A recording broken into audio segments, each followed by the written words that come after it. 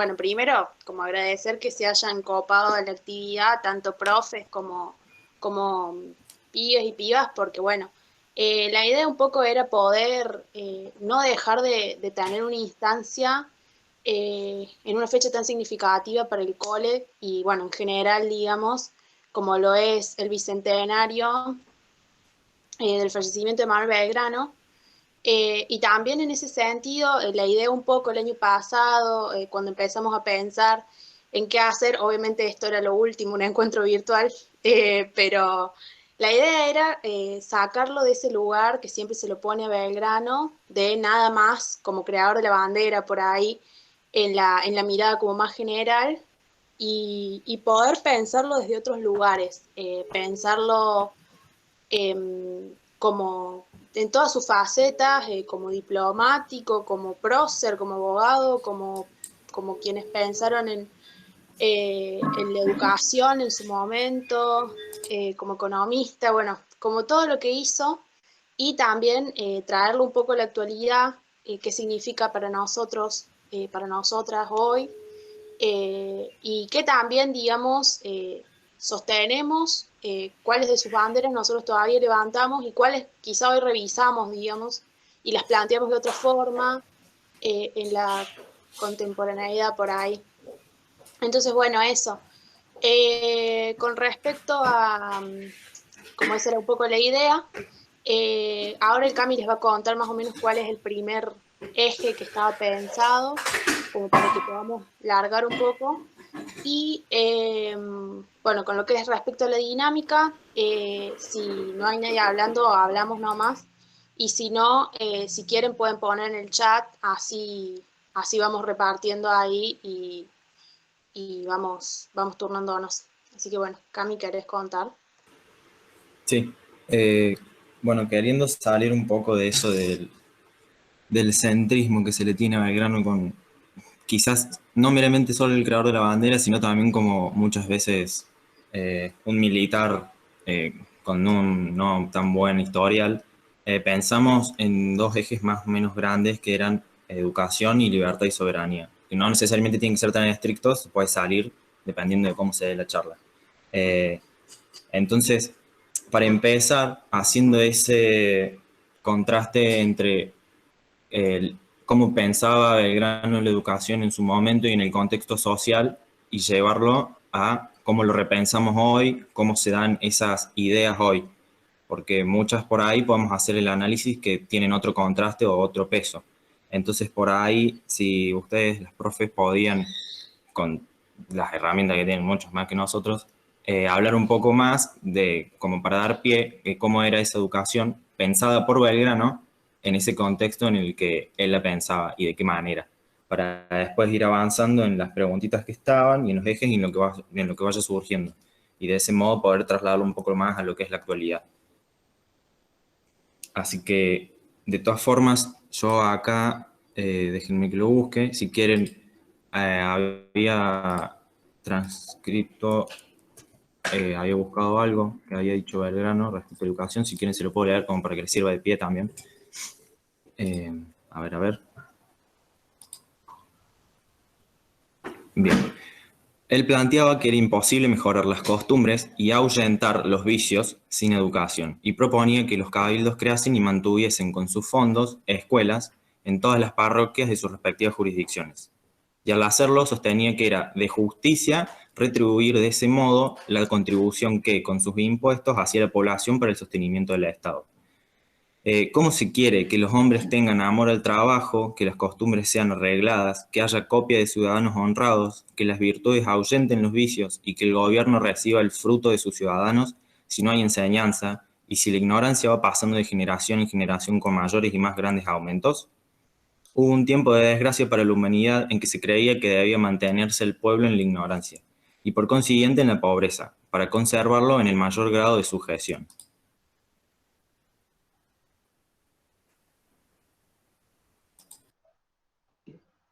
¿Largo yo?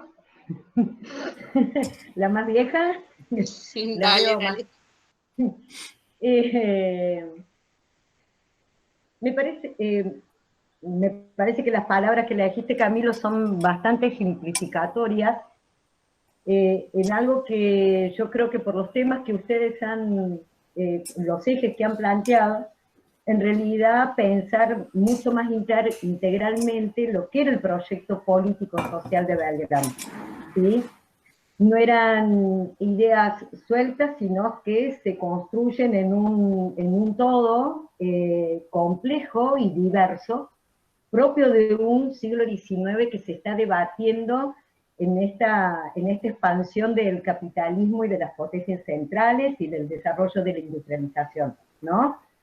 Siempre, ante todo, pensar en un sujeto que estaba viviendo palmo a palmo las transformaciones del siglo XIX, que son bastante espectaculares cuando uno ve la historia al menos de Occidente, no me voy a meter con la historia mundial, al menos de Occidente definitivamente, y dentro de eso América.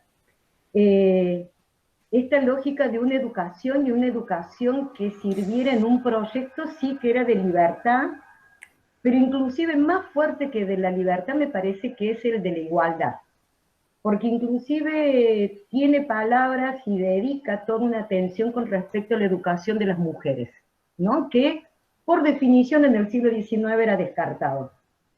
Es un sujeto que justamente visualiza que esa mujer que no recibe educación es la que forma hijos en el cotidiano, ¿no? Sí, ya sé, el rol asignado, bueno, pero no cuestionemos el rol asignado a la mujer en el siglo XIX. Miremos este aspecto que le está mirando. Entonces, por eso me parece que la educación en su proyecto político era un lugar clave en la construcción de igualdad en muchos sentidos. Y encima dándole un papel protagónico al Estado, ¿sí? En esa responsabilidad. Por eso para mí es una de las primeras banderas que yo podría decir, pensando en ese siglo XIX en el cual se está conformando el imaginario social de Belgrano, con esta contemporaneidad, ¿no? Eso es una vigencia que se sostiene con altibajos, pero que hoy me parece que es sumamente fuerte y valiosa, mucho más porque la pandemia demostró una profundización de la desigualdad, muchas desigualdades, entre ellas la educativa, ¿sí? Eso para mí es uno de los puntos claves.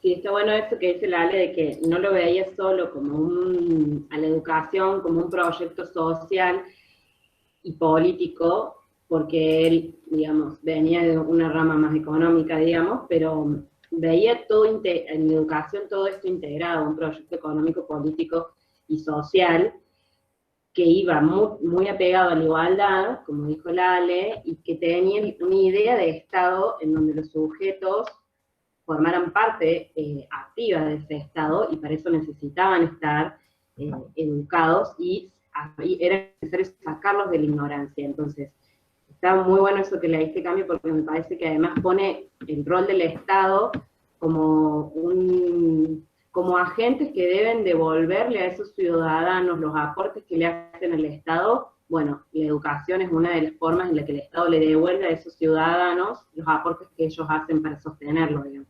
Está muy bueno eso porque para mí Belgrano todo el tiempo estaba, no es como nosotros que estudiamos muy segmentada quizás la historia en estas dimensiones que solemos estudiar. Belgrano veía todo esto integrado, y parte de esa integración formaba parte de la educación. La educación la veía como necesaria para que esos ciudadanos fueran ciudadanos pensantes, activos, que hicieran del Estado un Estado más progresista, digamos, ¿no? Un Estado que estaba en crecimiento, estaba en formación, ¿no? Me parece que está bueno. Y otra cosa que me pareció que estuvo bueno que dijo Lale, que no hay que nunca dejar de ver el contexto en donde estos sujetos están y viven, porque ese siglo XIX era un siglo XIX muy candente de ideas revolucionarias. Entonces, no fue porque sí que Belgrano tenía todas estas ideas, digamos. Viene de ahí, ¿no? Hay como varios momentos en la historia en donde esto pasa, donde las ideas revolucionarias de golpe se expanden por todo el mundo. Bueno, este momento del siglo XIX es uno de esos momentos, donde la idea de la revolución circula, digamos.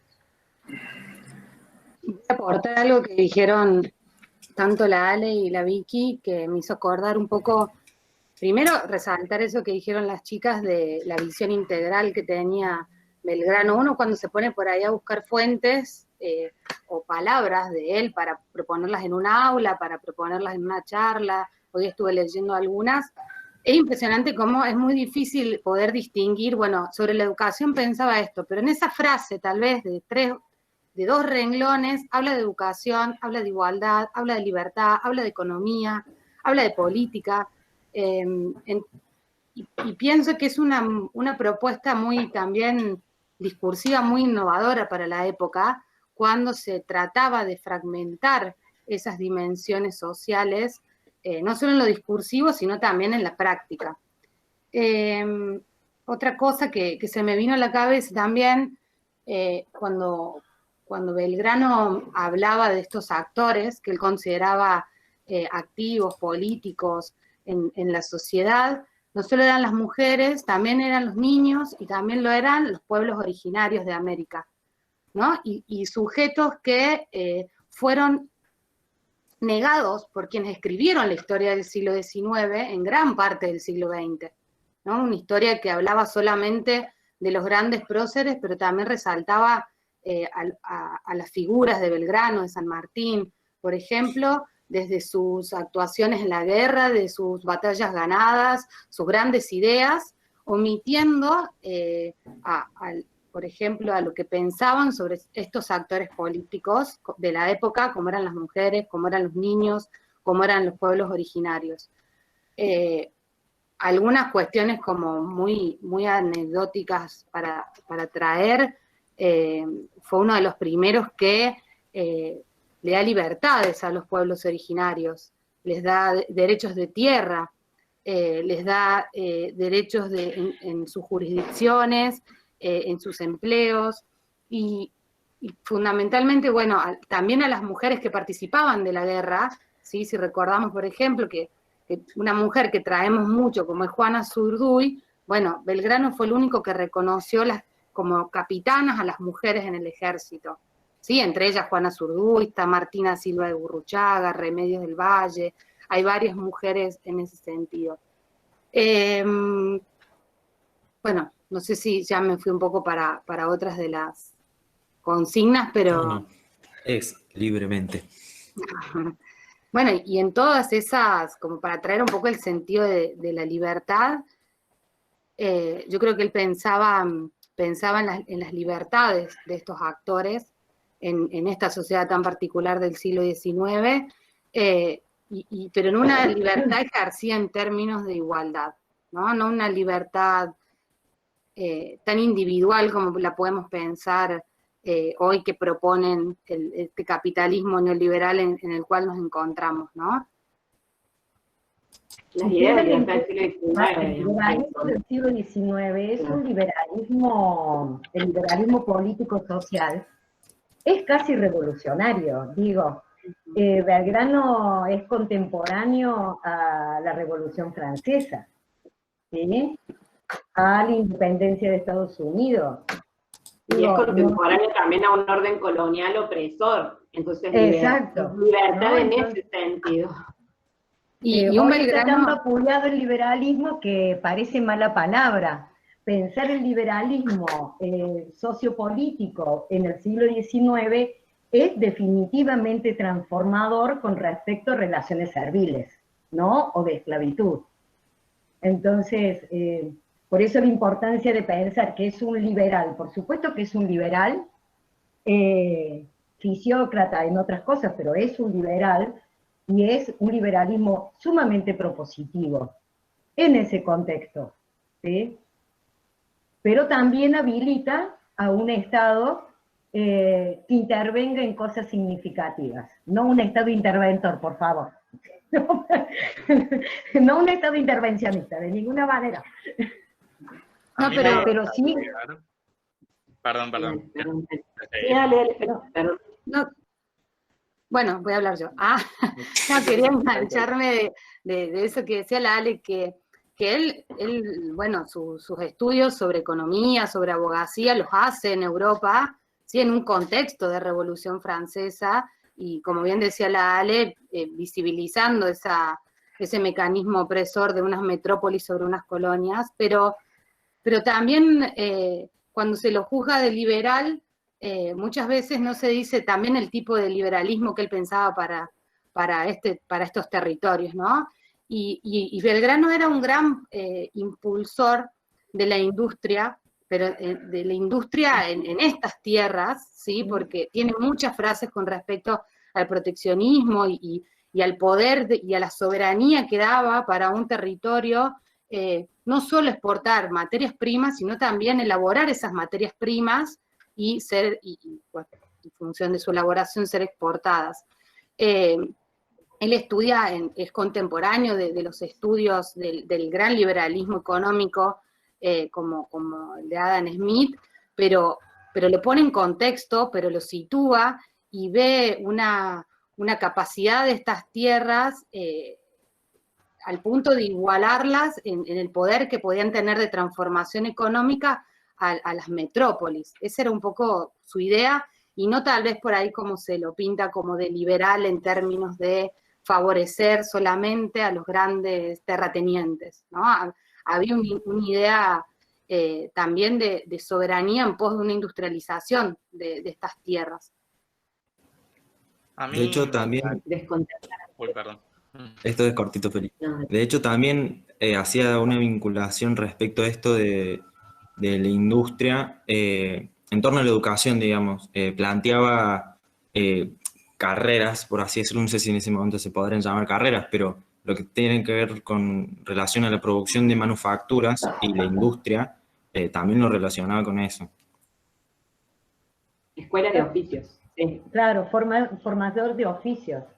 Porque hay algo significativo que para mí es muy valioso que plantea Belgrano. Justamente el reconocimiento del valor del trabajo. ¿Sí? Digo, de ninguna manera va a hablar de movimiento obrero ni nada de esas cosas. No, tampoco es un socialista por más un presocialista, pero sí atiende a la necesidad de que esa igualdad y esa educación fomentara el reconocimiento del valor del trabajo. ¿Sí? Y eso sumado a pensar con un proyecto industrialista, de alguna manera me lleva a una concepción de lo que es la independencia, no solo política, sino la independencia económica. Esa me parece que es otra bandera que hoy podríamos recuperar de él, ¿no? La independencia en el sentido de esta autonomía en la toma de decisiones a partir de tener un aparato productivo que te habilite esa independencia económica, y por supuesto acompañada por la política, de la cual es indispensable. Entonces me parece que esa es otra de las banderas que yo a esta altura resaltaría de Belgrano. Yo volviendo un poco a lo que es el eje de la educación, y me parece que se puede hacer un puente también con esto de la estructura político-económica al momento, por ejemplo, rescatar que él en su momento, después de haber ganado la batalla en el norte, justamente esos 40.000 pesos de que se habla, de que él justamente invirtió en lo que cualquier general podría haber hecho, de usarlo para contratar empleados en su casa, para arreglar el jardín o cualquier tipo de actividades de ese estilo, él justamente lo puso en escuelas en su momento, él destinó ese dinero, y me parece que también juega también un papel importante, ¿no? Digo, se pone en contraste también mucho de lo que estaba sostenido, de lo que los generales hacían en el momento que ganaban las batallas y recibían esos montones, que 40.000 pesos en ese momento eran muchísimo, y que incluso fue también fuerte que él plantee, no sé si sabían, por ejemplo, que un docente tenía que ganar lo mismo que un juez en su momento. Y eso también eso también lo dijo así, lo tiró, y bueno, obviamente hubo muchísimo movimiento alrededor del argumento, pero me parece que nada. Veo el corazoncito de Marina, me desconcentre, debo decirlo.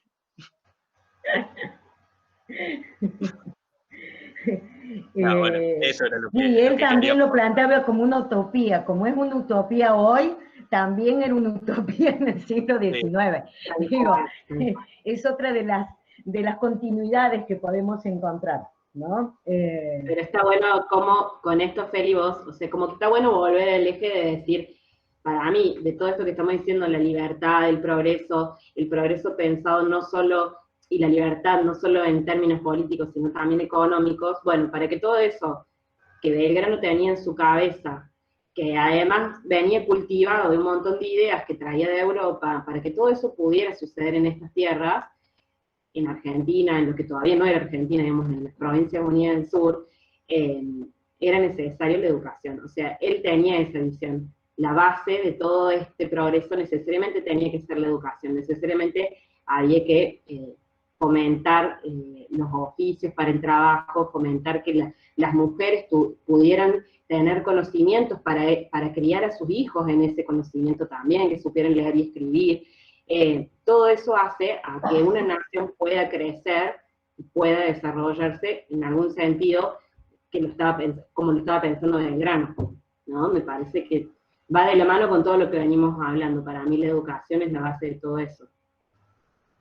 No sé, o sea, me parece que hay que ver los puentes con el hoy, cómo la educación hoy también podría servir en este sentido, cómo la educación aporta a que haya menos ignorancia, como decía Camilo en eso que leía al principio, y que entonces cuando un pueblo es menos ignorante es mucho más difícil de dominar, de someter, de convencerlo de falsas esperanzas y cosas como esas, ¿no? Y me parece que el puente con el hoy podría ser este, cómo la educación seguimos teniendo la misma esperanza en la educación que tenía Belgrano, me parece. Al menos nosotras como profes de historia apostamos a eso. Sí, Y también... bueno, habla vos, habla vos. No, también lo que justamente escuchaba, lo que hablaba Nicolás Trota el otro día, que decía que justamente una de las cosas que por ahí aún hoy, y que siempre se tendría que seguir pensando, como pensó Belgrano, es que él decía que Belgrano también es la rebeldía de querer generar una escuela que nos incluya a todos y a todas, que lo fue en ese momento y que lo es también hoy, digamos. Hoy también querer generar una escuela, una educación que incluya a todos y a todas, digamos, es una rebeldía, y eso también me parece que es una continuidad y que es una cosa que también que de parte del Estado se tome y se piense en ese sentido, también es algo súper significativo, lo fue en su momento y lo es ahora también, creo. Sí, desobedecer no fue anecdótico en la vida de Belgrano, ¿no? Especialmente si uno piensa a quién estaba desobedeciendo. Pensar en un Buenos Aires que estaba tomando decisiones con respecto a la guerra de independencia, el proceso independentista, que sistemáticamente le sacaba su apoyo. Inclusive eso de que es un fracasado militar es bastante relativo. Digo, ninguno tiene las páginas limpias con respecto a batallas ganadas y perdidas. En todo caso, y destaco esto porque ser un militar en la época definitivamente es diferente a ser un militar en el siglo XX en la Argentina. Ser un militar en la época fue una necesidad y una obligación de Belgrano porque había que ir a donde se necesitaba ir, ¿no? Básicamente había que hacer lo que había que hacer, y había cosas que había que hacer, y en este caso era tomar las armas para enfrentarte al poder colonial. Y sin formación, sin preparación, lo hace, y tiene una capacidad de convocatoria y de generar resistencia que pocos lo tienen en el historial, ¿me entendés?, militar en la Argentina. Especialmente pensando que en esto de que es un rebelde, que es un desobediente, y que hace lo que tiene que hacer en función de un proyecto político. No cabe duda que no podíamos generar un proyecto de transformación sin definitivamente lograr una independencia del poder colonial. Entonces, si bien al principio se muestra resistente a separarse de la metrópoli por múltiples situaciones políticas, cuando llega el momento tampoco duda en enfrentarse en eso. Digo, porque el elemento heroico no es tan importante como entender las decisiones de un sujeto que desde su individualidad y por sus convicciones se pone a hacer cosas que nunca en la vida imaginó que tenía que hacer. Digo, cuando él estaba estudiando como abogado en España, jamás pensó que se iba a terminar enfrentando en batalla con los mismos sujetos con los cuales era compañero o compartía esta pertenencia cultural. Digo, si vos le preguntabas a Belgrano, ¿qué sos? Sí, te decía americano, pero básicamente lo que te diría es que era español, ¿no? En términos de supuesta construcción de nacionalidades y de pertenencias identitarias. Sin embargo, puede hacer el giro y la vuelta de transformación identitaria y constituirse en alguien que se enfrenta a eso de lo cual formaba parte, ¿no? Y para mí eso no es poco, porque implica en términos personales muchísima ruptura. No creo que muchos lo hayan podido hacer en la época. ¿Sí? No lo pudieron y tampoco no quisieron. Creo que poner el cuerpo como lo puso Belgrano eran muy pocos. No solo la mente y las ideas, digamos, ¿no? Porque Belgrano tenía tal convicción de esas ideas que también puso el cuerpo a ellos. Claro, perdón, voy a hablar. Sí, Ale, lo que decís da como la impresión de que Belgrano como persona, digamos, se fue dejando llevar distintas, o sea, multidisciplinas. Uy, ¿A ustedes también se trabó? Sí, se trabó. Sí, Sí, Ahí te aviso.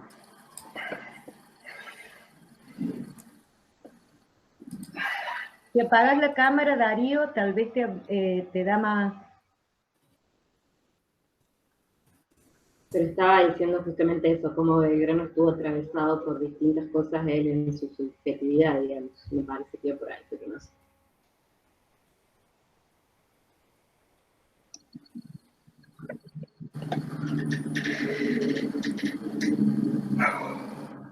No sé si vos, Marina, Sí, antes de que ibas a decir me algo. quedé pensando, bueno, en un Belgrano que en realidad a él le habían ofrecido, aportando un poco a la subjetividad de Belgrano, le habían ofrecido quedarse en la universidad, en Salamanca, allá en Valladolid, Salamanca, porque él había sido uno de los mejores promedios en la época.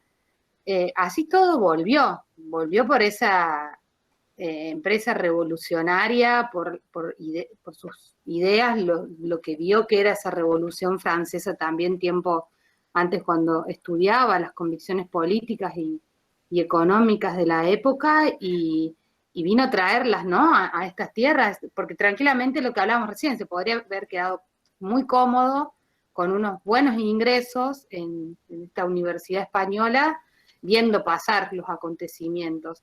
Y así todo vuelve y se emprende en una profesión, podríamos decir, que no era la de él ni en la que él había ejercido nunca en su vida. Y también él se nota que es un buen conocedor de estas tierras, una persona que transitó mucho por lo que fue el virreinato del Río de la Plata. Creo que parte de su subjetividad como individuo en la época y de sus frases, convicciones en términos de la igualdad, la libertad, la soberanía, tienen que ver por ser también un gran conocedor de la vida cotidiana de las personas que habitaban estas tierras. Muchas veces por ahí sus discrepancias, su rebeldía contra los porteños que dirigían el gobierno régimen colonial, tenía que ver con estas personas, digamos, que prácticamente también nunca se habían movido de Buenos Aires y pretendían dar directivas desde ahí con directivas solamente verbales, porque económicas ninguna eran las que les pasaban ni a Belgrano, ni a San Martín, ni a estas campañas por la independencia de este territorio. Bueno, era un poco para aportar a lo que estaba diciendo la Ale, y creo que con eso había arrancado, que no volvió, ¿no? No, No, ay, está no, ahí me volviendo. dijo que, Pudo. no sé, que se Ya pasaba, volvió. que estaba viendo dentro. Tadeo. No, Mateo. Sí, una Ahí anécdota está. que... Ahí Ahí, está ahí Darío. volvió. Después les cuento una anécdota. Un cuentito. Está Dale. silenciado, Dari. Dari, Está silenciado. Ahí está. No, decía obviamente que como que da esa impresión, no por minimizar, digamos, la voluntad de Belgrano, porque suena un poco así que se dejó llegar, pero es increíble eso, ¿no? Como historia de vida. Y también en referencia a lo que dijo la Ale, si no me equivoco, el poder de convocatoria increíble que tenía, que no es casualidad, es porque se veía reflejado una gran parte de la sociedad de aquel momento en sus ideas y lo que él decía, o sea, un muy buen ejemplo es el Éxodo Jujeño, que es algo increíble, digamos, movilizar a un pueblo entero como estrategia militar. No cualquiera lo siguen, digamos, no cualquiera le haría el caso, le hubiese hecho caso del pueblo jujeño. Y eso me parece un ejemplo muy bueno, muy lindo. Eso. Sí, que San Martín confiere en él para mí es un buen certificado. Es al otro al que quiero particularmente. Sí, pero está bueno Sí, eso del léxico jujeño, porque posta que convencer a toda una sociedad de dejar absolutamente todo, y emprender una marcha a otro lugar, a ver qué pasa como estrategia militar para que lleguen los españoles a ese lugar y encuentren tierra arrasada, digamos, no cualquiera lo iba a lograr, y eso lo hizo incluso sin el apoyo de Buenos Aires, contradiciendo esto que venían diciendo, o sea, Buenos Aires le dijo no, ¿por qué? Porque la oligarquía tucumán, jujeña no quería trasladarse y abandonar sus tierras, y sin embargo Belgrano les responde eso, digamos, no por darle el favor a unos pocos vamos a hacer que las grandes mayorías jujeñas sufran una guerra que van a perder, porque él sabía que iban a perderla. Entonces decide contradecir la orden y convence al pueblo entero de trasladarse, con todas sus pertenencias. Digamos, es un acto muy heroico. Para mí ese es uno de los más destacados. Pero sí, bueno, Totalmente. El éxodo jujeño es un claro ejemplo que contradice a los que afirman que no era un buen estratega militar y que no era un conductor político, pero simplemente porque no beneficiaba sus ideas y cargaba una multitud que les ponía en juego su rol político. Estamos hablando de la élite de Buenos Aires, y ahí con el éxodo jujeño demuestra que realmente podía movilizar a las masas, y además esas ideas, vuelvo a destacar de que con su formación allá en Salamanca, cómo se desarraiga de todas esas, la tendencia ideológica de ese momento liberal y Argentina en realidad, las provincias del sur, totalmente como una periferia sin importancia, ideológicamente una tendencia liberal, económicamente también, cómo se desarraiga de eso y después termina impulsando políticas como reformas agrarias, que lo desligan de esa formación en Salamanca.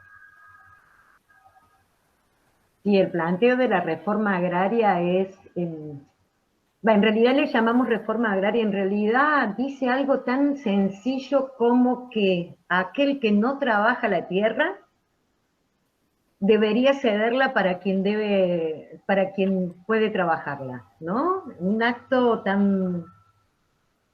que para mí me parece tan obvio, tan Sí, tan lógico. indispensable y lógico, pero contradice toda la lógica aristocrática y de la propiedad privada, ambas dos. ¿Sí? Y Un criterio profundamente elitista con respecto a la propiedad y al usufructo de la tierra. Y también tiene que ver con esa idea de entender que la revolución como tal tiene que seguir sostenida en el tiempo, no es un proceso y no es algo que se limite a lo militar simplemente. En ese sentido se podría, quizás es medio generalizado, medio apresurado lo que diga, pero quizás se podría plantear como lo militar como una instancia inmediata de libertad y volviendo a uno de los ejes, entre otras cosas, la educación como un arma, una herramienta de sustento de la revolución que perdura en el tiempo.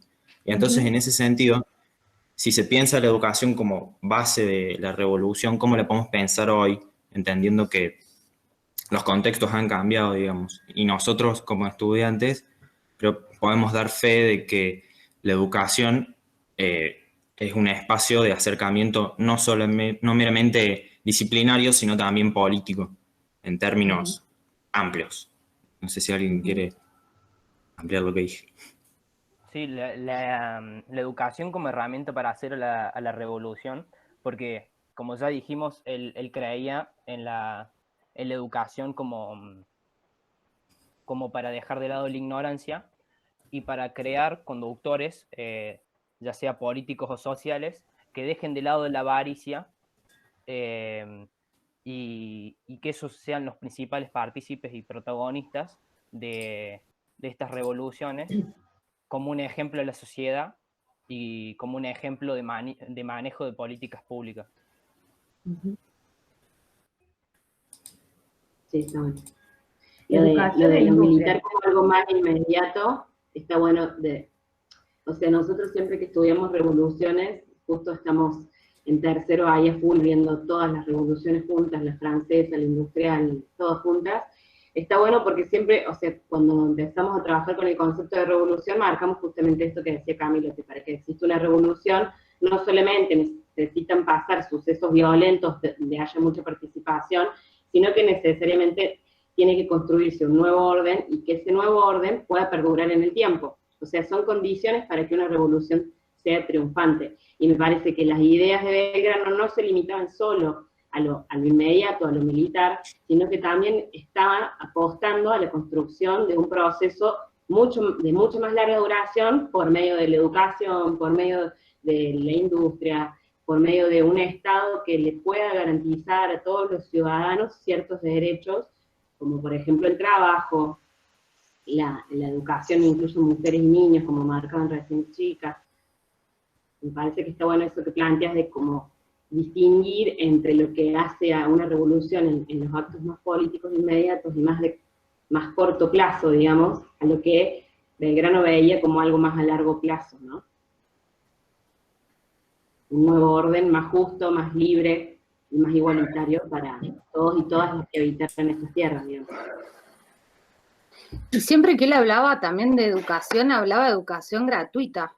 La ponía la gratuidad luego de la palabra educación y del hecho de crear escuelas, pero escuelas gratuitas, ¿no? La obligatoriedad. La obligatoriedad. Entonces pienso, como para venir un poco hacia acá, siempre la educación fue una bandera en la historia argentina, ¿no? Desde Belgrano, podríamos decir, pasando por Sarmiento, no nos vamos a olvidar de Sarmiento, porque, por favor. Ni Mitre, ni de Mitre, pero sigue siendo una bandera, siempre hay algo detrás de la educación, ciertos derechos, ciertos pedidos por parte de la sociedad, y creo que la gratuidad siempre fue una gran bandera, la laicidad de la educación siempre fue una gran bandera, y a medida que estas banderas se fueron, digamos, instituyendo, aparecieron otras en torno a la educación, ¿no? Y si bien algunos empezamos con la docencia hace poco y otros un poco más, pero en los últimos 30, 40 años, los derechos sociales, los derechos docentes, los derechos también de los estudiantes en esa educación empezaron a ser banderas en torno a la escuela, ¿no? Y creo que eso también se debe a lo fuerte que pisa la escuela pública y la escuela gratuita, ¿no? En Argentina, en todo el continente latinoamericano, ¿no? Somos uno de los pocos países que tenemos la posibilidad de una escuela, una educación de calidad, una educación gratuita, y siempre fue un bastión dentro de las luchas sociales. Creo, si uno se pone a pensar, cuando ve, por ejemplo, a los chilenos en las calles por la educación pública, eso a nosotros no se nos pasaría por la cabeza, ¿no? Porque existe hace muchos años, porque fue pregonada desde el siglo XIX, fue instituida en el siglo XIX, la educación pública, y creo que fue revalorizada también con el paso del tiempo. Entonces creo que no dejar de pensar en ciertas reivindicaciones detrás de la palabra escuela o detrás de la palabra educación implica seguir fortaleciendo esa educación pública, esa educación de los cuales somos beneficiarios todos como ciudadanos en este país.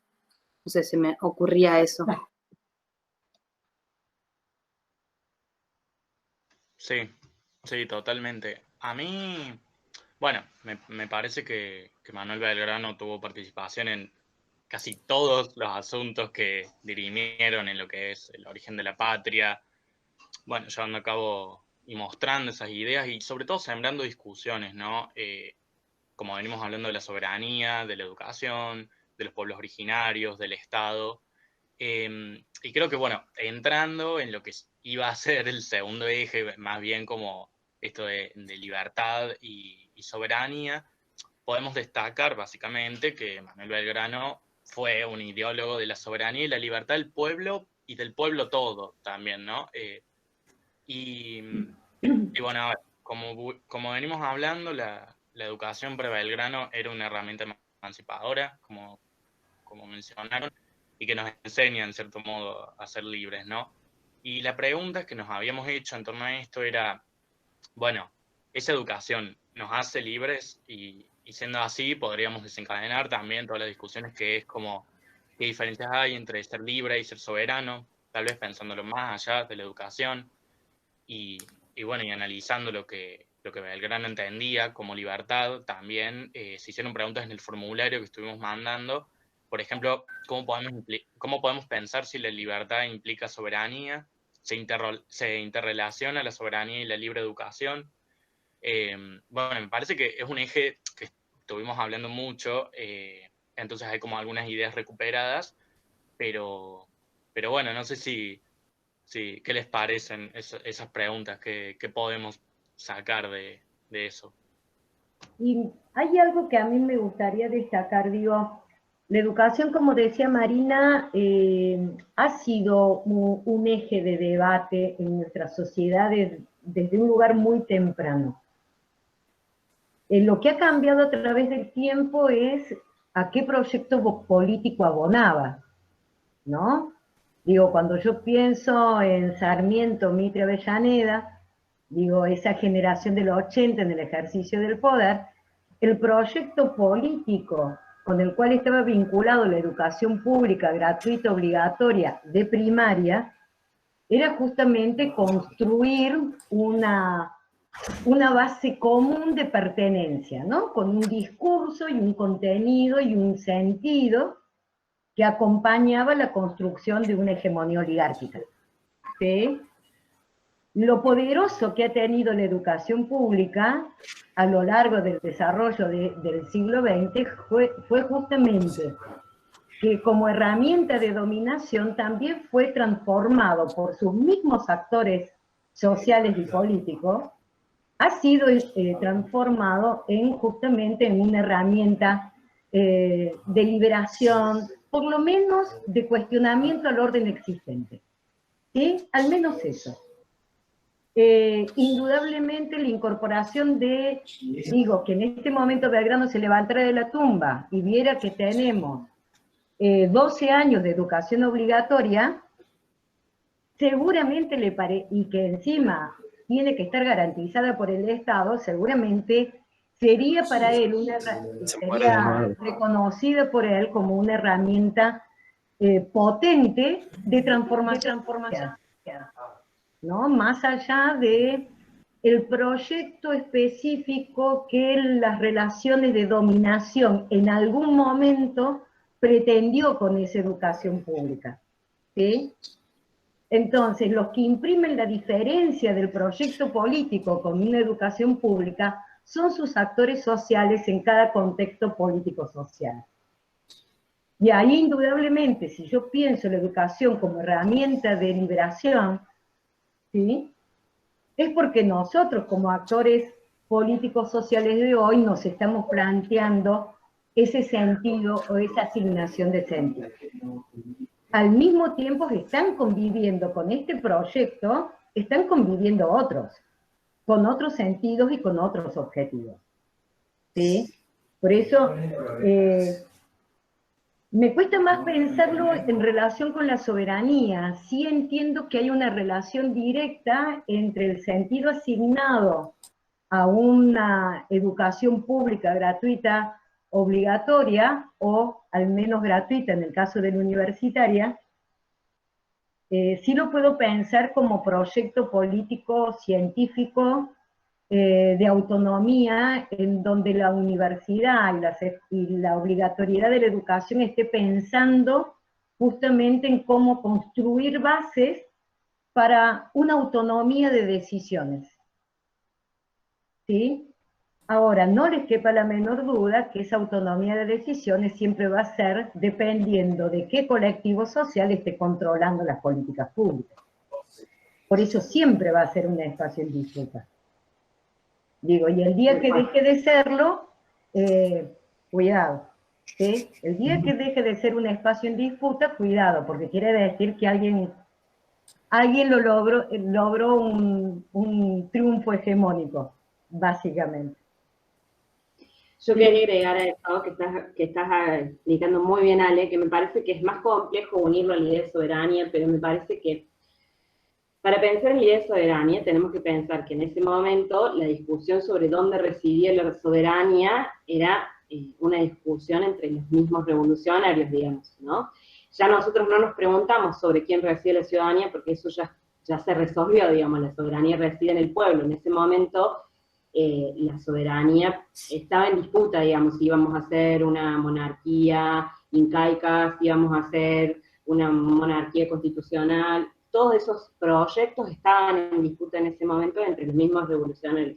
Yo creo que la educación abona a la soberanía hoy, en el sentido de que, o sea, sin toda esa discusión que se estaba planteando en ese momento de soberanía, en la que estaba también inmerso Belgrano, digamos, ¿no? Pensándola hoy, la soberanía, la educación abona a la soberanía en el sentido de que, siguiendo incluso las mismas ideas de Belgrano, un pueblo con más nivel de educación es un pueblo más capacitado para tomar mejores decisiones, en todo esto que venía diciendo la Ale, en distintos proyectos en disputa, a los cuales uno, por medio de esta educación, puede proyectarse, digamos, puede incluirse, puede intervenir para poder lograr algo, digamos.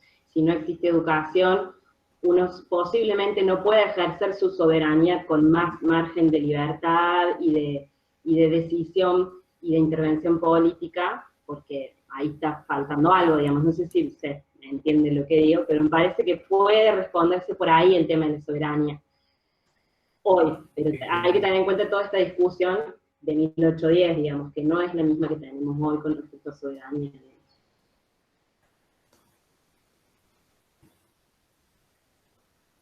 Yo sí agregaría algo chiquito, también sería, pensando en el proyecto político, la particularidad de que fue pensado no en un territorio limitado, sino que revolucionarios como Belgrano, Bolívar, San Martín, lo pensaron en el continente, como un proceso revolucionario del continente.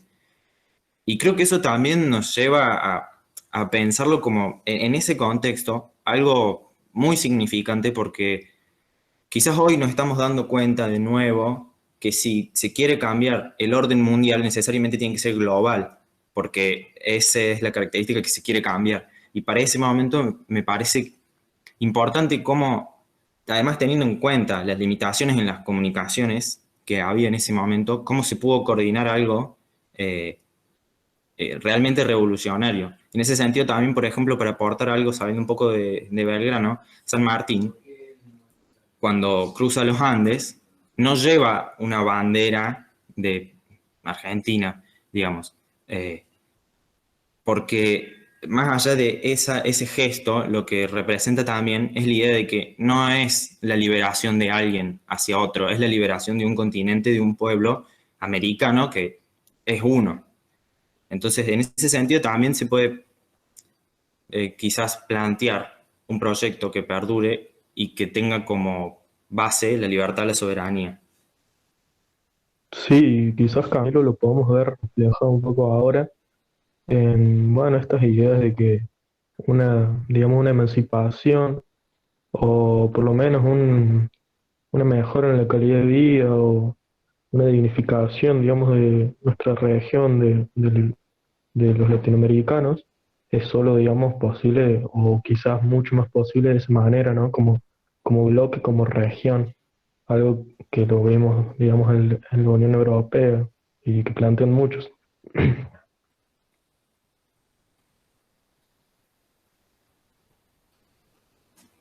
Sí, además ser estratégico, ¿no? Digo, ¿de qué manera nos podríamos constituir en un espacio y una sociedad independiente si lo que nos rodeaba seguía bajo lazos coloniales? Me parece que también no solo es en términos ideológicos que se plantea la necesidad de hacerlo más amplio y extendido, sino que la regionalización de la independencia es también un proyecto a largo plazo de poder sustentarse la revolución, porque digo, la contrarrevolución estaba en la puerta permanentemente, ¿sí? Entonces, y había muchas fuerzas internas que eran contrarrevolucionarias.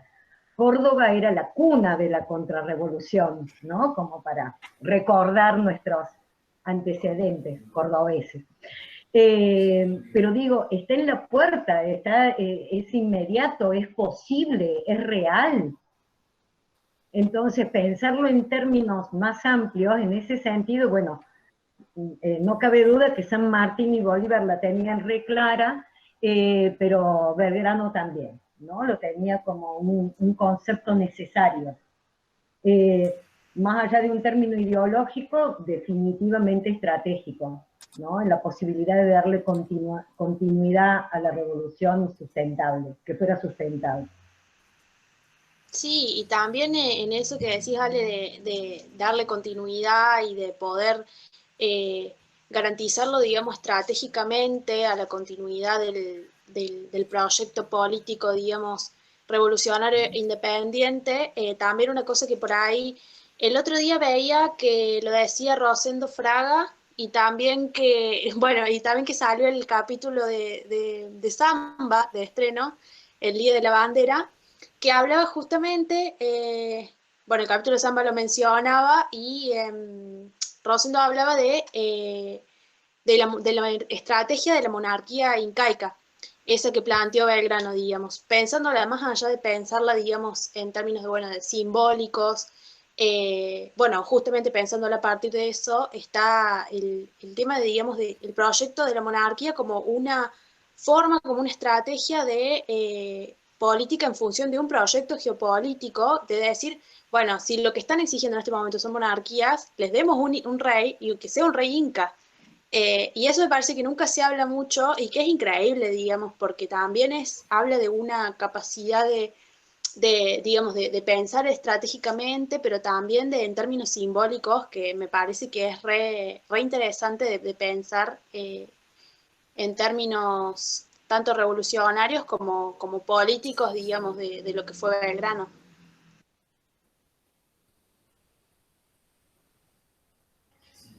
Recuerda que además era el líder del ejército del norte en ese momento, entonces con esa estrategia se convierte en un líder para esos pueblos, no solo para el ejército, sino también para el pueblo del norte argentino. O sea, pensemos que ahí era la cuna del imperio incaico, ¿no?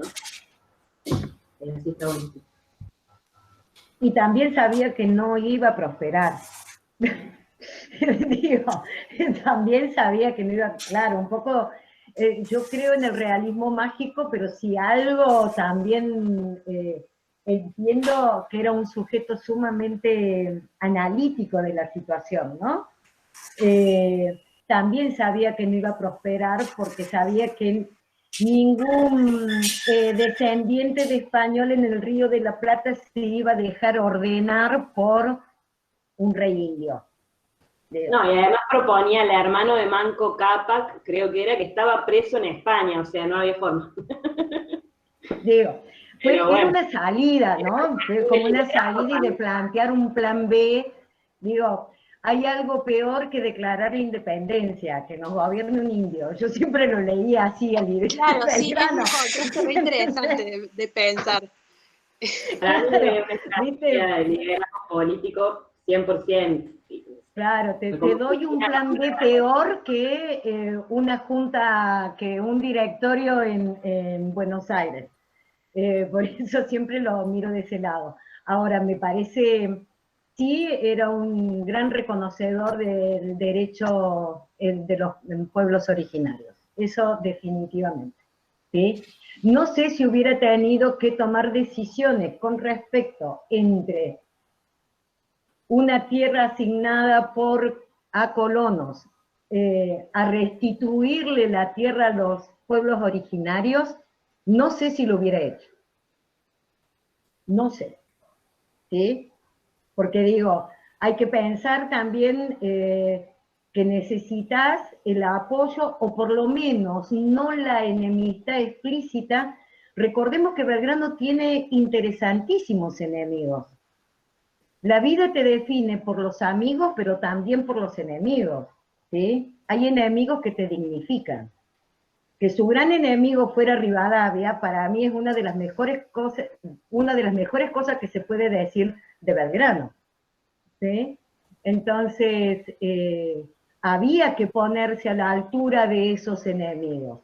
Y no era con los actos altruistas que Belgrano podía enfrentarse al poder que construía Rivadavia con sus socios ingleses y demás en el Río de la Plata. Justamente tenía que encontrar otros espacios de peso que le pudieran habilitar sus acciones políticas. Por eso, cada vez que hablan de como glorioso que hayan muerto en la pobreza, a mí me da muchísima bronca. Digo, la pobreza no dignifica a nadie, ¿sí?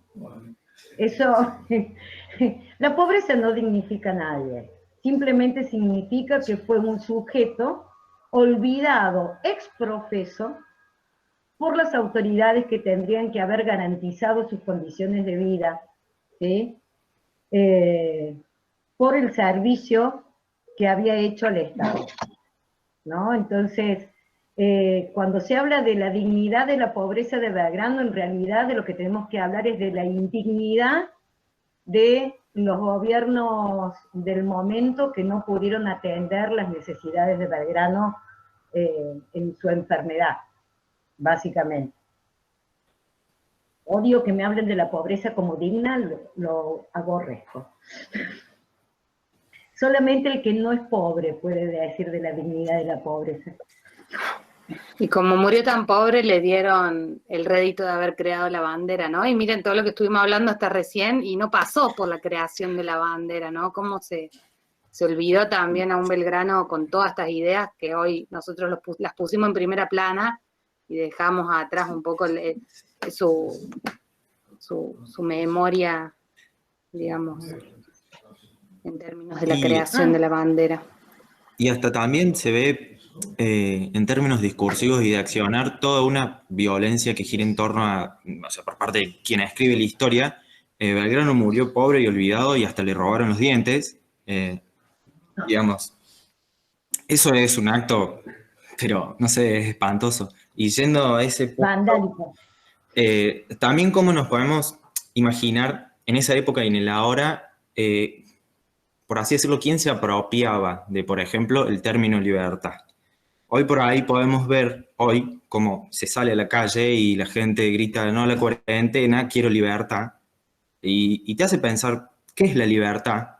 Y quién está ejerciendo ese poder que conlleva esa palabra y qué significación tiene esa palabra. Eso como para tirarla. Girarme un tema. Tiene que ver con los proyectos Exactamente. que decía la Ale recién. Depende del proyecto, depende del uso que se hace de la palabra, porque la palabra revolución también se usó mucho en muchos contextos tan oscuros en este país, como por ejemplo la Revolución Libertadora y otras revoluciones trágicas de este país. Entonces, La Argentina, la Revolución Argentina. Tiene que ver con el uso que hacen los distintos proyectos políticos de la palabra. Yo creo que Belgrano, al hablar de libertad, hablaba de emancipación, y por eso iba ligada tanto el término de educación, a soberanía. Entonces, uno se hace libre mientras tengan las herramientas para poder decidir en su vida, y de eso depende la educación. Me parece que depende del proyecto. No sé cómo podríamos analizar la bandera de libertad de los que están en contra de la cuarentena y que exigen más libertad. Claramente tiene que ver con una libertad individual, en donde no se está pensando que esa libertad individual puede afectar a muchísima gente en un contexto de pandemia, ¿no? Es claramente individual esa libertad. Sí, una libertad individual, una libertad egoísta, muy sin ninguna significación social, ¿no? Porque son un grupo de personas que están pidiendo ¿cuál es la libertad? Ni siquiera hay una pregunta sobre qué sentido tiene la libertad, porque si uno tuviera que responder por lo que ve en los medios o lo que escucha de la libertad que proponen, es salir de tu casa.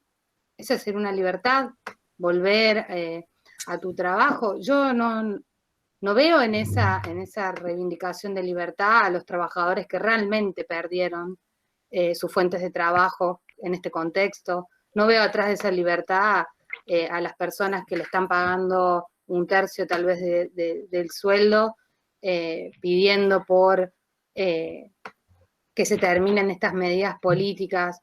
Veo justamente una libertad muy egoísta, muy individual, muy superficial, sin mucho contenido. Si hablamos de esa libertad, ¿no? La que hoy se pide en el Obelisco y en el Patio Olmos. Es como la palabra democracia, ¿me entendés? Digo, depende del contexto, las circunstancias, ¿me entendés? Manoteo un término que está legitimado y lo utilizo porque me viene bien al discurso y al argumento, ¿no? República. Pero coincido plenamente con Marina, ¿no? Justamente los que veo hablando de esa libertad no son justamente los sectores más vulnerados en esta pandemia. Y a mí desde ahí ya me pongo reticente a aceptarte el uso del término, básicamente. Bueno, sí, no, creo que aparte la palabra es escuchando doble. Es que el Fran... Ahí va. Está bien. No, me gustó la palabra esa superficial. Creo que encima se puede hablar desde dos puntos, ¿no? Desde un lado, yendo también como, después lo ves justamente en las urnas, digo, después cuál es el voto por la libertad que ellos dicen. Y después por el otro lado, superficial directamente, que es que yo vivo ahí en el centro y había gente con carteles diciendo quiero irme a tomar una cerveza. Entonces en ese sentido es también yendo más por otro ¿Dónde es la lado. pregunta? Porque la cerveza te la podés tomar. En ese estoy, en ese acompaño. Salir. Entonces, no, iba de la mano también con esto de lo superficial que puede llegar a ser el concepto de libertad que se tiene cuando después, cuando se enfrentan a causas que realmente se necesita defender el derecho y que incluso un análisis mucho más profundo de lo que se viene planteando no se hace. Entonces, nada, creo que también ahí se puede ver reflejado sobre cuáles son las ideas que se tienen. Yo creo que también, en gran parte, con respecto a esta libertad superficial, y yo también vi un montón de fotos de las marchas que están en el Obelisco, qué sé yo, y un montón de gente con, no sé, remeras de Videla. antisemitas. Y me vienen a hablar de libertad, digamos. Yo creo que está la idea superficial y justamente impuesta, que es la libertad de consumo. Que no sé hasta qué punto hay libertad de eso. Eso es lo que, como que yo noto que eso es la marcha en sí. Es una libertad de consumo, libertad de consumir lo que yo quiero. Que creo que es súper tóxico, si lo reducimos a un término. Porque no solamente se reduce, se puede, o sea, podría ser una gran causa, pero también se reduce una gran palabra, ¿no? Si vamos al caso. Y Entonces, no sé. como es también por ahí, bueno, los defensores de la libertad ahora son los que estaban a favor de la proscripción del peronismo en los años 60, ¿no? Me parece que ahí, bueno, hay una dicotomía que muestra que no en ningún momento se defienden los valores de la libertad, pero bueno, también como una autocrítica hacia los sectores por ahí más progresistas, de izquierda o del peronismo, que es que dejamos que se apropien de la palabra libertad cuando nosotros la podríamos haber usado. Digo, porque estamos criticando y diciendo, no, mira, usan mal la palabra libertad, y nosotros ni siquiera lo usamos. Entonces también hay que, por ahí poner la ficha ahí.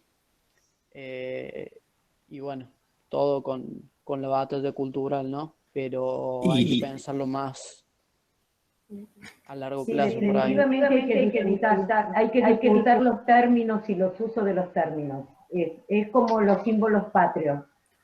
Yo que me crié con el proceso de reorganización nacional, siempre lo digo, durante muchísimos años renegué de todos los símbolos patrios. ¿Por qué? Porque las Fuerzas Armadas se habían apropiado de ellos.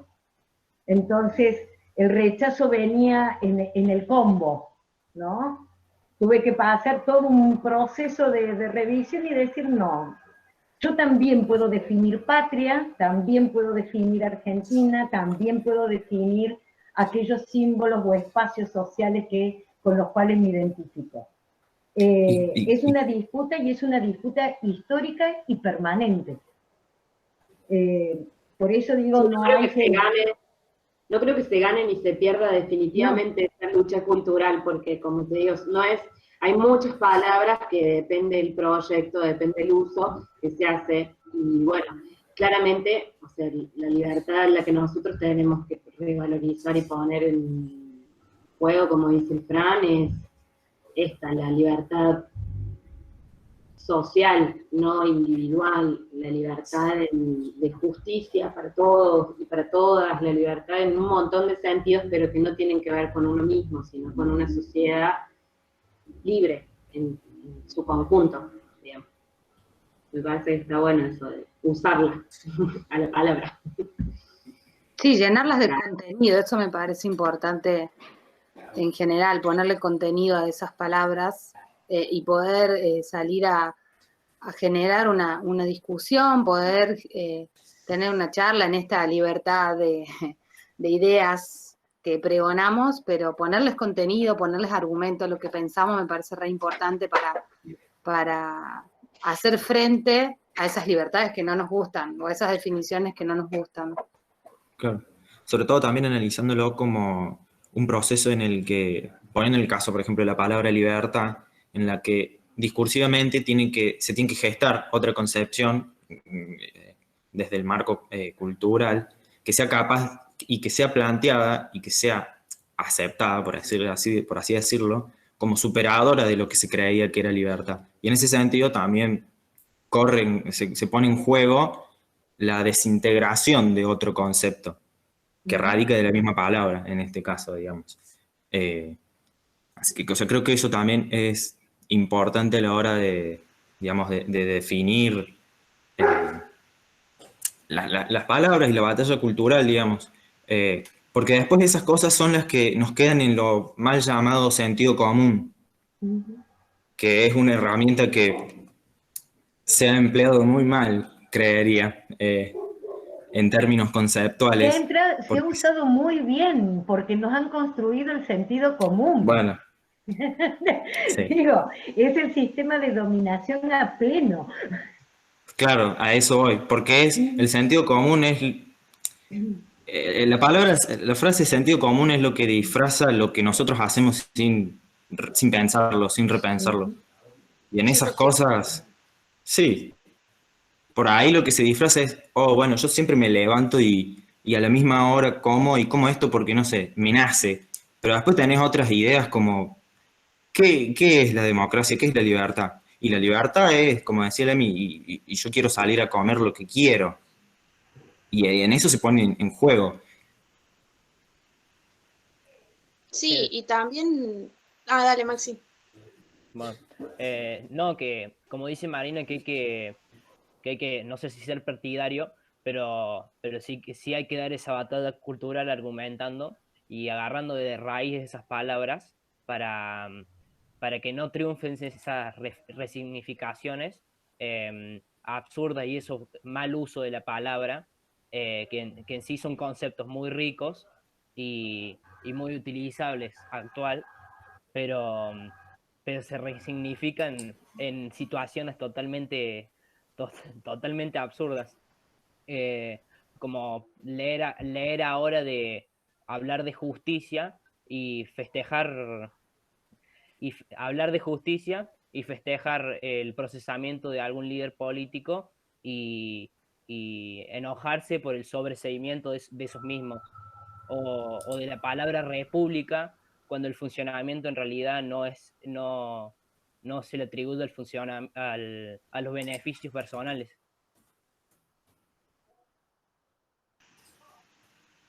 Sí, sí, tal cual. Y también, por ejemplo, cuando por ahí cuando pensamos en cargar de sentido y de contenido a lo que decimos o a las cuestiones que por ahí se construyen, por ahí lo pienso también un poco en torno a lo que es por ejemplo, las simbologías, ¿no? En el siglo XIX, en la construcción de una identidad nacional, que también en esa construcción de una identidad, muchas otras identidades quedan afuera, digamos, de un proyecto político de país.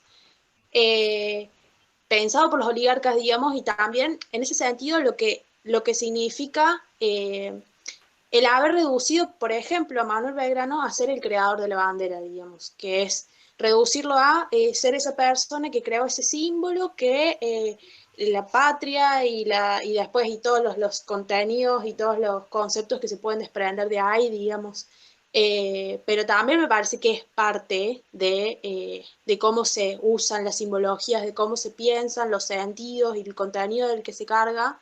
Eh, y que también implica, digamos, el que hoy en día, cuando hablamos de Mar Belgrano, pensemos la bandera nada más, me parece que no es casualidad, es parte también de un proyecto político de quienes escribieron la historia en ese momento, digamos, y que trascendió y que quedó esa mirada con ese sentido, con esas conceptualizaciones. Ahí viene mi anécdota, ¿no? Y esto es para pegarle a los historiadores.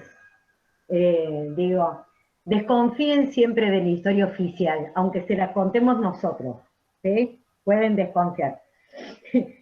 Pero miren, la única, supuestamente Belgrano realiza su autobiografía en 1814, un escrito en 1814, que resulta que la guarda se le traspapela entre sus papeles a Rivadavia hasta 1841, ¿sí?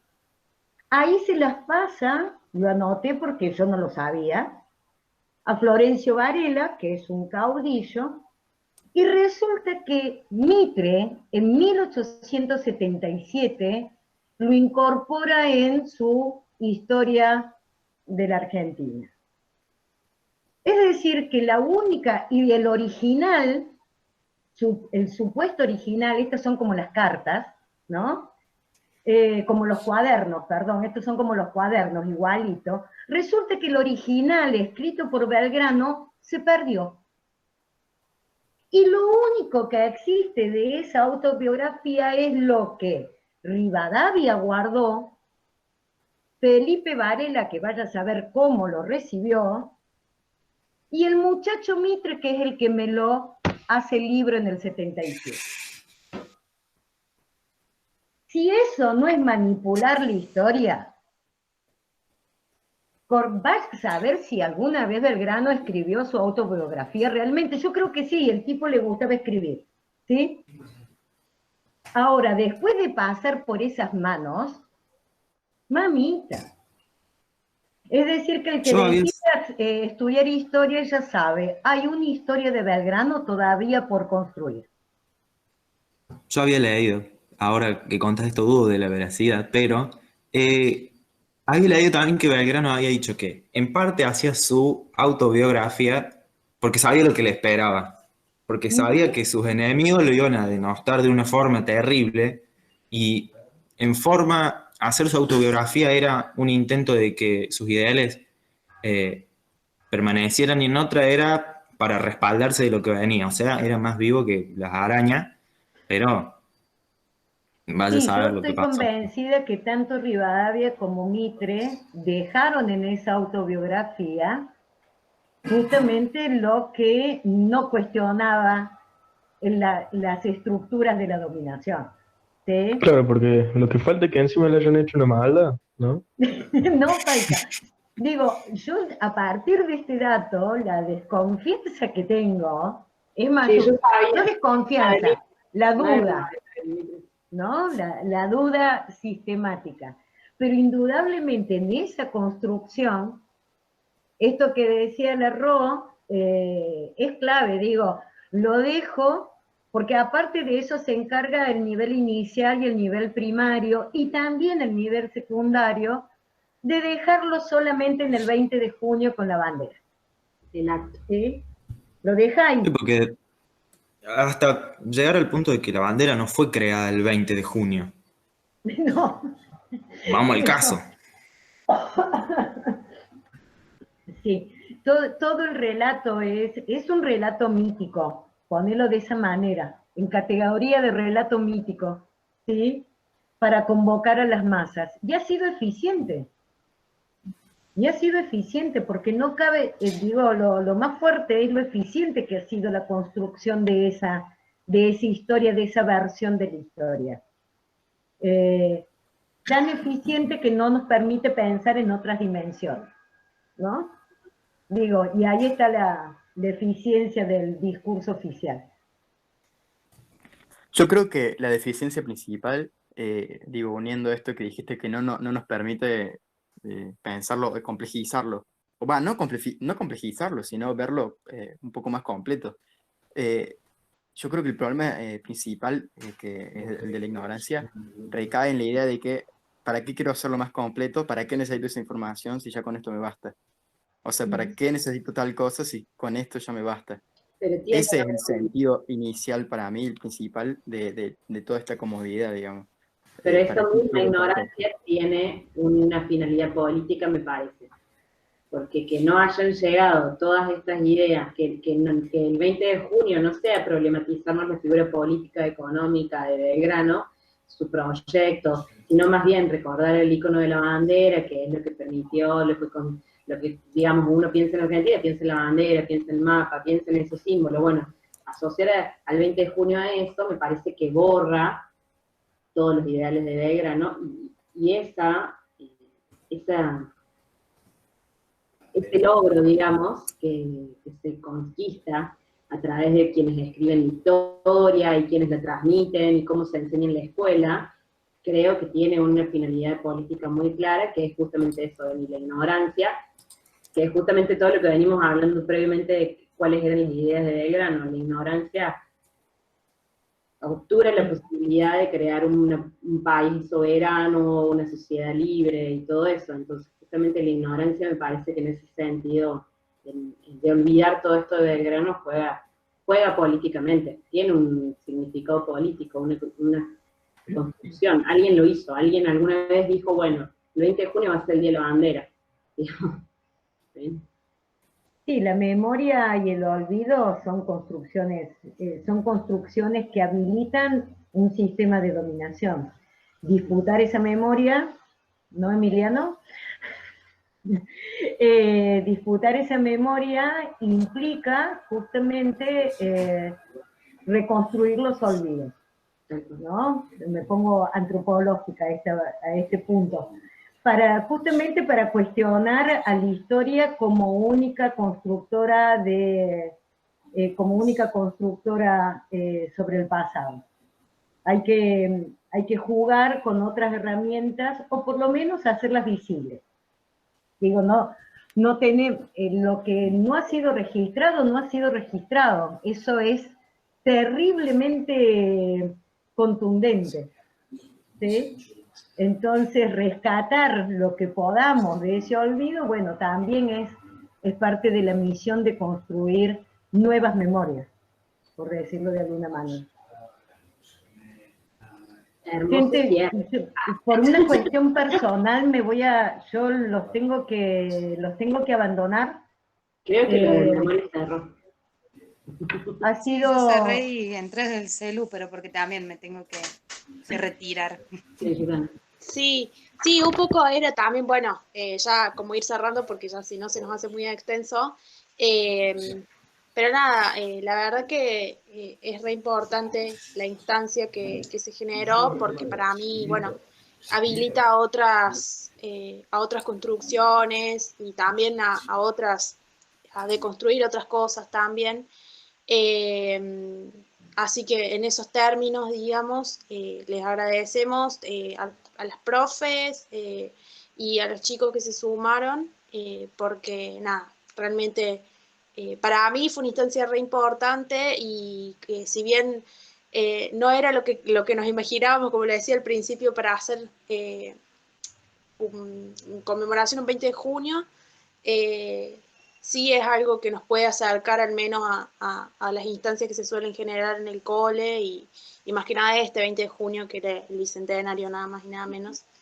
Así que bueno. Claro, creo que nos hace repensar también, digo, en el análisis de esta fecha, nos hace repensar sobre, bueno, a partir de ahora, ¿qué es lo que vamos a decir cada 20 de junio? Digo, eso también es como una construcción y creo que en muchos aspectos nos da el pie para el próximo año seguir pensando en esto de bueno, ¿qué entendemos por un 20 de junio? Digo, ¿es solamente el Día de la Bandera? Entonces, en ese sentido, nada, también concuerdo con que fue un encuentro increíble, la verdad, agradezco la participación, sobre todo ustedes sabiendo, profes, que tienen un tiempo muy acortado, y nada de eso, que muchísimas gracias de verdad porque estuvo muy bueno.